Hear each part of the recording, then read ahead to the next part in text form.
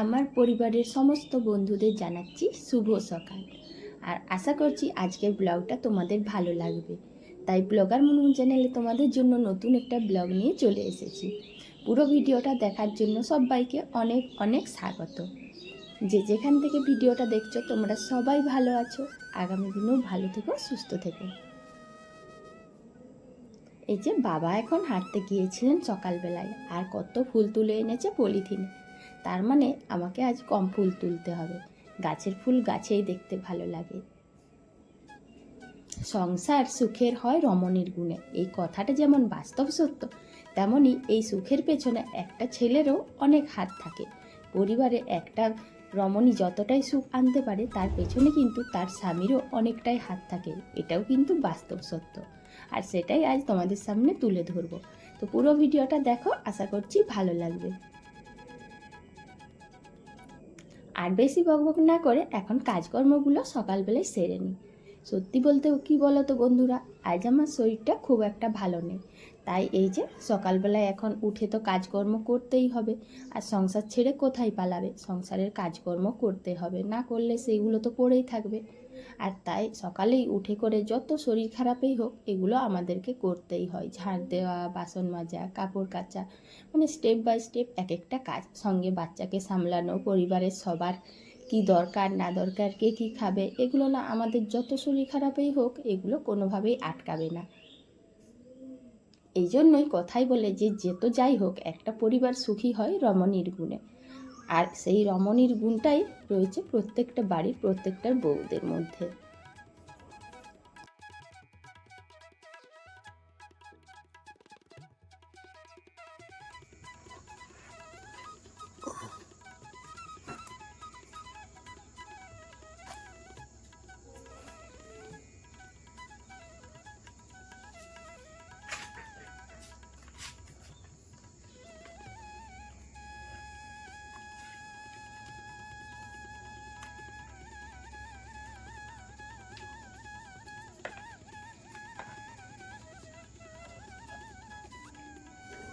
দু তিন দিন ধরে খুব একটা বেশি সময় পাচ্ছিলাম না কাচা ধোয়ার জন্য। তাছাড়া ঠান্ডাটাও অনেকটা কমে গিয়েছে, তাই মনে মনে ভেবে রেখেছিলাম যে সমস্ত সোয়েটার, চাদর সব কিছু আজ কাচবো। আর আজকে একটু পাম্পটা চালিয়ে নেব, তাহলে খুব বেশি জল পড়লে সেগুলো কাচতে পারবো। কিন্তু দুর্ভাগ্যের বিষয় যে আজকেই আমার শরীরটা খারাপ হলো। কিন্তু তোমাদের দাদাভাই এটা কি করলো দেখো।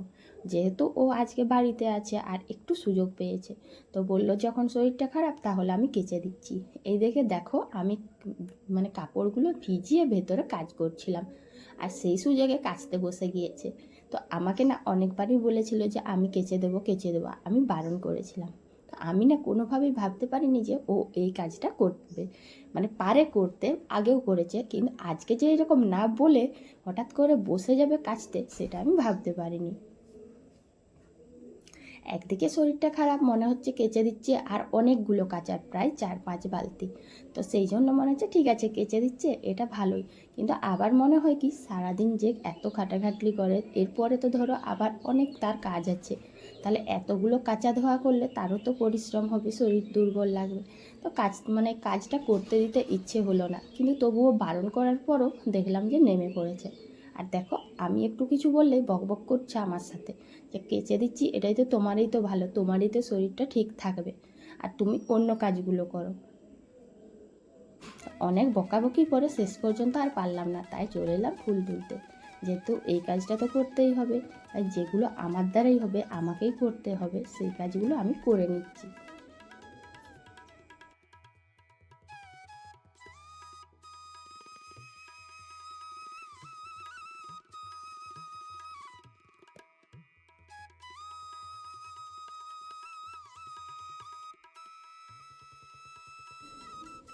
ফুল তুলে চলে এলাম কলপাড়ে। আর তোমাদের দাদা ভাইয়ের অনেকগুলোই জামা কাপড় কাচা হয়ে গেছে, তো বললাম যে দাও আমি ধুয়ে দিচ্ছি, একসাথে ধুয়ে দিলে কাচা ধোয়া করলে তাহলে তাড়াতাড়ি হবে। তো সে আর মানার না, সে বলে ঠিক আছে আমি করে নিচ্ছি। দেখো আমরা মেয়েরা, আমরা যতটা গুছিয়ে ঠিকঠাকভাবে কাজগুলো করি, ওরা সেটা পারে না। আর সত্যি বলতে কি, আমার বর তো সেরকমভাবে গুছিয়ে কাজও করে না, আর কাজ করতেও দিই না কোনো দিন। এত খাটাখাটনির পরে ইচ্ছে হয় না যে বাড়ির কাজগুলো তাকে করতে দিই। তো তো আজ যেহেতু বসে গিয়েছে, দেখো একবার উঠে, একবার বসে, একবার কোমর নুয়ে, মানে যেরকমভাবে হচ্ছে কাজটা মোটামুটি করে দিচ্ছে। ঠিকঠাক গুছিয়ে সময় মতো কাজ না করতে পারলেও আমাদের পাশে থাকার জন্য এটাই যথেষ্ট।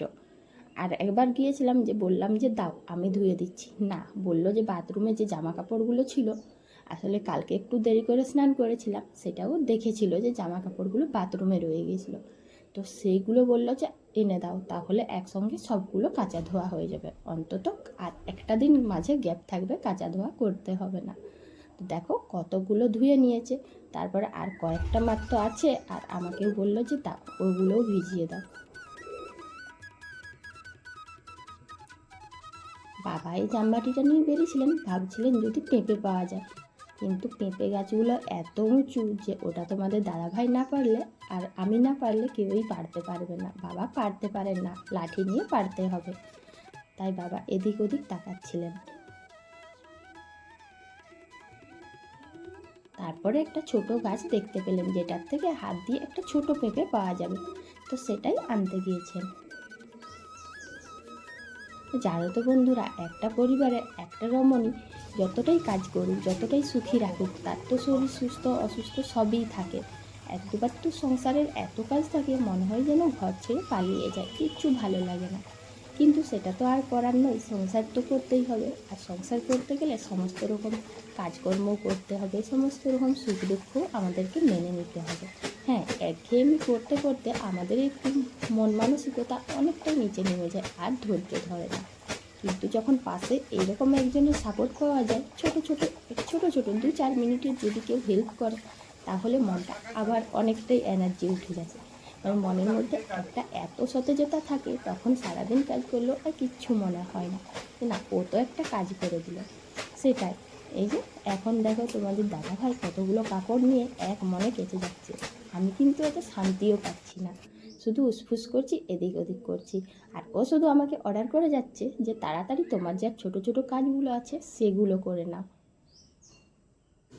ও আসলে চাইছে যে ঘরের কাজ যেগুলো করতে হবে সেগুলো করে নাও, যাতে কোনো ঝামেলা অশান্তি না হয়। আসলে ছেলেরা এটাই চায়, যে বাড়িতে যাতে কোনো অন্যান্যরা কিছু না বলতে পারে, কোনো ঝুট ঝামেলা না হয়, তার জন্যে নিজে যতটা পারবো আমি করে নেব, আর বাকি তুমি করে নাও।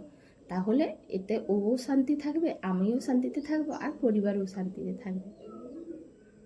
তাই আমাকে ভাতটা বসাতে বলেছিল, ভাত বসিয়ে দিয়েছি।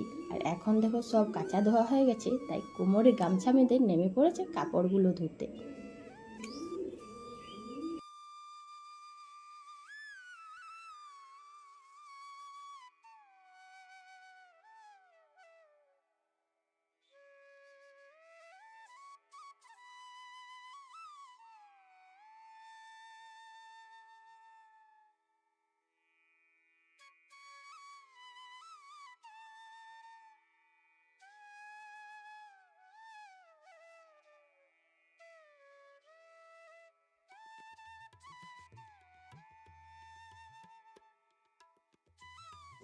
শুধু যে কাপড় কাচা বা সংসারের কাজকর্ম এমনটা নয়, কিন্তু একটা সংসারে একজন স্ত্রীর পাশে যদি তার স্বামী থাকে, সমস্ত কিছুতে সুখ দুঃখ ভালো মন্দ বা কাজ বাজ যে কোনো কিছুতে যদি তার পাশে থাকে, তাকে সাপোর্ট করে যতটুকু পারবে, হ্যাঁ, সব থেকে বেশি হচ্ছে তার যখন মনের জোরটা বাড়িয়ে দেওয়ার জন্য, মনোবলটা বাড়িয়ে দেওয়ার জন্য ছোট্ট ছোট্ট কথাগুলো বলে, বা ছোট্ট ছোট্ট কোনো মানে কি বলবো, হয়তো বলে বোঝানো যাচ্ছে না, ছোট্ট ছোট্ট আবদারগুলো মিটিয়ে দেয়, হয়তো সেগুলো 1 মিনিট 2 মিনিটের থাকে, কিন্তু সেই ছোট্ট চাওয়াগুলো যখন পূরণ করে, তখনই সে সুখী হয়, আর সংসারটাও সুখী থাকে। আর দেখো এদিকে কাঁচা ধোয়া হয়ে গেছে, আর জামা কাপড়গুলো মেলার জন্য নিয়ে চলে এসেছে।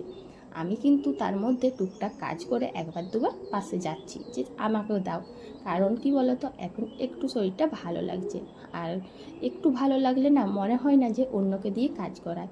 সব থেকে বেশি যে পরিবারের মুখে অন্ন তুলে দিচ্ছে, সারাদিন এত খাটাখাটনি করছে, তাকে দিয়ে কাজ করাতে একদমই ইচ্ছে হয় না। হ্যাঁ, যখন নিরুপায় হয়ে যায় তখন করে। তো এখন দেখলাম যত বেলা যাচ্ছে একটু একটু ভালো লাগছে, খুব একটা ভালো না।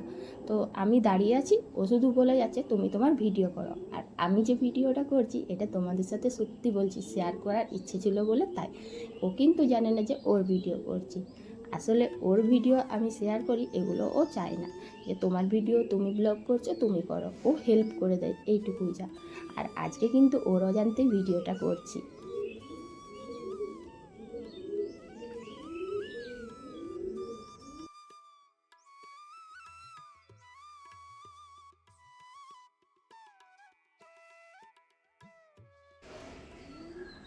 তারপর আমি জোর করে নিয়ে নিলাম যে দাও, আমি কাপড়গুলো মিলে দিই, তুমি বরঞ্চ আমার ভিডিওটা করে দাও। আর এটা বলার কারণ হচ্ছে ওকে একটু বিশ্রাম দেব তার জন্য। তো এই যে দেখো 4-5 বালতি কাঁচা ধোয়া হয়েছে, কিছু মেলা হয়েছে, বাকি সব রয়ে গেছে। আর এই কাঁচা ধোয়া মেলা করতে প্রায় 2 ঘন্টার বেশি চলে গেল। তো দেখো আমার কাপড়টাও ভিজে গিয়েছে, কারণ আমিও কতগুলো বয়ে নিয়ে এসেছি এখানে। তো বন্ধুরা,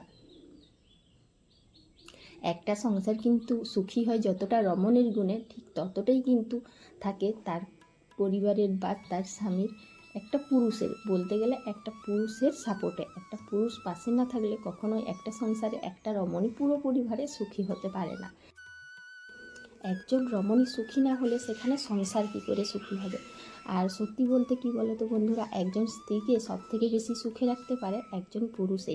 সেই পুরুষ যেমন তার সমস্ত রকম মনোবল বাড়ায়, মানে সব দিক থেকে তার পাশে থাকে, তাই তার মনোবল হয়ে যেমন তাকে সুখী রাখে, তবেই সে সংসারকে সুখী রাখতে পারে। আর তোমাদের দাদাভাইকে পেয়ে আমি ভীষণ খুশি যে সে সব সময় মোটামুটি যতটুকু পারে আমার পাশে থাকার চেষ্টা করে, সাপোর্ট করে। আর কাজকর্ম বলতে গেলে এটা তো পরিবারে থাকবেই, যে সুস্থ অসুস্থ টুকটাক কাজকর্ম, কিন্তু বাকি সমস্ত দিকে কি পাশে থাকার চেষ্টা করে। আর এটাই একজন রমণীর সব থেকে বড় পাওয়া। আর তাই আমি সংসারটাকে সুখে রাখার চেষ্টা করি। তো বন্ধুরা, আজকের ব্লগটা আর বেশি বাড়াবো না। আজ শরীরটাও খুব একটা ভালো নেই, তো কালকে নতুন একটা ব্লগ নিয়ে তোমাদের সাথে দেখা করব। আর আজকের ভিডিওটা তোমাদের কেমন লাগলো অবশ্যই কিন্তু কমেন্ট করে বলবে। আর এই ভিডিওটা কিন্তু তোমাদের দাদাভাইয়েরই বেশি ভিডিওটা করেছি, আর অনেকটাই লুকিয়েছি। দেখো এদিকে সব জামা কাপড়গুলো মেলা হয়ে গেছে, আর কয়েকটা বাকি আছে। আর তোমাদের দাদাভাই যতক্ষণ জামা কাপড় মিলছি ততক্ষণ শুধু বকবক করছে যে তুমি এসো আমি জামাগুলো মিলে দেবো। তো এত বকবকানিতে আজ কাজ করতে একটুও পারলাম না, তাই ক্যামেরা ধরতে গেলাম আর ও জামা কাপড়গুলো মিলছে। আর সত্যি বলতে লুকিয়ে লুকিয়ে ওর ভিডিওটা করছি, ও জানতে পারছে না, এটাতে কিন্তু মনটা আরও ভালো লাগছে। তো আজকের ব্লগ ভালো লাগলে সবাই পাশে থেকেও। তো চলো টাটা।